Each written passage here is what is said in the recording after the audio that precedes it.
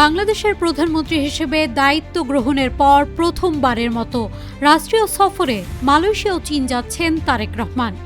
২১ থেকে ২৬ জুন পর্যন্ত এই সফর কেবল দুটি দেশের সঙ্গে দ্বিপক্ষীয় সম্পর্কের আনুষ্ঠানিকতা নয়, বরং এটি নতুন সরকারের পররাষ্ট্রনীতি, অর্থনৈতিক কৌশল এবং আঞ্চলিক ভূ রাজনীতিতে বাংলাদেশের অবস্থান সম্পর্কে গুরুত্বপূর্ণ বার্তা বহন করছে বলে মনে করছেন কূটনৈতিক বিশ্লেষকরা।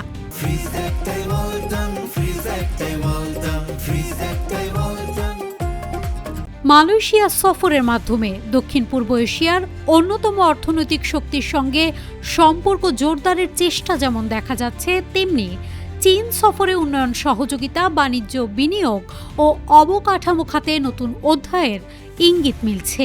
বিশেষ করে চীনের সঙ্গে ১৫ থেকে ১৭টি চুক্তি ও সমঝোতা স্মারক স্বাক্ষরের সম্ভাবনা সফরটিকে আরও তাৎপর্যপূর্ণ করে তুলেছে। ২ দিনের মালয়েশিয়া সফরে প্রধানমন্ত্রী তারেক রহমানের সঙ্গে দেশটির প্রধানমন্ত্রী আনোয়ার ইব্রাহিমের বৈঠক হবে।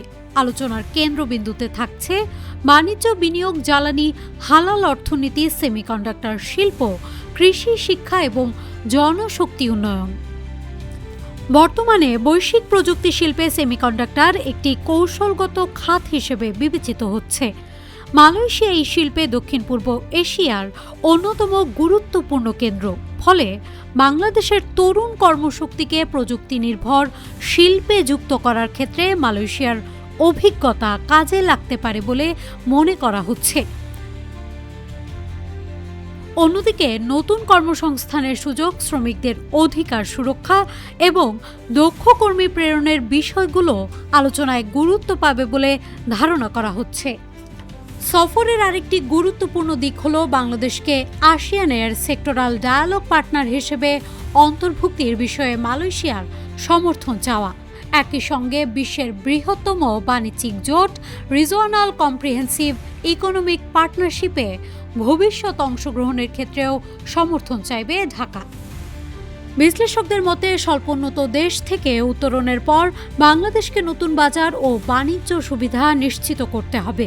সেই বাস্তবতায় আসিয়ান ও আরসিইপির সঙ্গে ঘনিষ্ঠতা বাংলাদেশের অর্থনীতির জন্য দীর্ঘমেয়াদে গুরুত্বপূর্ণ হতে পারে। মিয়ানমার থেকে বাস্তুচ্যুত রোহিঙ্গাদের প্রত্যাবাসন প্রশ্নেও মালয়েশিয়ার সক্রিয় ভূমিকা কামনা করবে বাংলাদেশ। মুসলিম সংখ্যাগরিষ্ঠ ও আসিয়ানের প্রভাবশালী সদস্য হিসেবে মালয়েশিয়ার কূটনৈতিক অবস্থান রোহিঙ্গা ইস্যুতে আন্তর্জাতিক সমর্থন আদায়ে সহায়ক হতে পারে বলে মনে করা হচ্ছে। মালয়েশিয়া সফর শেষে সরাসরি চীনে যাবেন প্রধানমন্ত্রী তারেক রহমান। সেখানে বিশ্ব অর্থনৈতিক ফোরামের সামার দাভোস সম্মেলনে অংশগ্রহণের পাশাপাশি চীনের শীর্ষ নেতৃত্বের সঙ্গে বৈঠক করবেন তিনি। বিশ্লেষকদের মতে এই সফরের সবচেয়ে গুরুত্বপূর্ণ দিক হল বাংলাদেশ চীন সম্পর্ককে নতুন উচ্চতায় নিয়ে যাওয়ার চেষ্টা। চীন সফরে সম্ভাব্য ১৫ থেকে ১৭টি দ্বিপক্ষীয় দলিল স্বাক্ষরের বিষয়টি সবচেয়ে আলোচনায় রয়েছে। এর মধ্যে ১৩টি সমঝোতা স্মারক, ২টি চুক্তি ও একটি অ্যাকশন প্ল্যান এবং একটি প্রোটোকল রয়েছে। যদিও এসব দলিলের পূর্ণাঙ্গ তালিকা প্রকাশ করা হয়নি, তবে কূটনৈতিক সূত্রগুলো ধারণা করছে যে অবকাঠামো, বাণিজ্য, বিনিয়োগ, কৃষি, প্রযুক্তি, ডিজিটাল অর্থনীতি, শিক্ষা, স্বাস্থ্য এবং জলবায়ু সহযোগিতা খাতে নতুন সমঝোতা হতে পারে। বেইজিংয়ে আয়োজিত বাংলাদেশ ইনভেস্টমেন্ট ফোরামে অংশ নিয়ে চীনা বিনিয়োগকারীদের বাংলাদেশের বাজারে বিনিয়োগের আহ্বান জানাবেন প্রধানমন্ত্রী। বাংলাদেশ বর্তমানে উৎপাদন খাত, নবায়নযোগ্য জ্বালানি, প্রযুক্তি, বিশেষ অর্থনৈতিক অঞ্চল এবং রপ্তানিমুখী শিল্পে বিদেশি বিনিয়োগ বাড়ানোর চেষ্টা করছে। যুক্তরাষ্ট্র ও ইউরোপের পাশাপাশি চীনা বিনিয়োগ আকর্ষণ অর্থনৈতিক প্রবৃদ্ধির জন্য গুরুত্বপূর্ণ বলে মনে করছেন অর্থনীতিবিদরা। সফরের শেষ দিনে চীনের প্রেসিডেন্ট শি জিনপিংয়ের সঙ্গে প্রধানমন্ত্রীর বৈঠক হবে।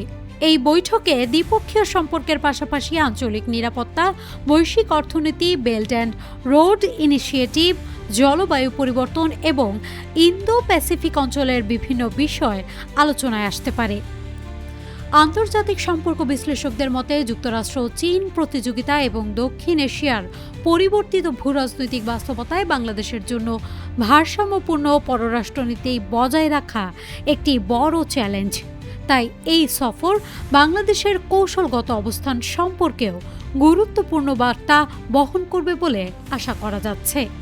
News desk, Manabzamin.